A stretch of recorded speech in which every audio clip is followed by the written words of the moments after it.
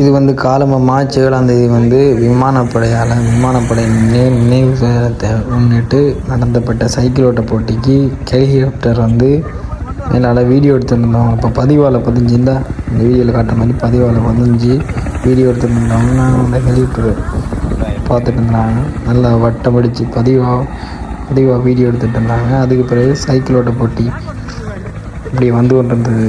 காலம் 9 மணி போல் அந்த சைக்கிள் ஓட்டத்தை தான் நாங்கள் விமானப்படையால் பதிஞ்சு ஹெலிகாப்டரில் வீடியோ எடுத்துகிட்டு இருந்தவங்க.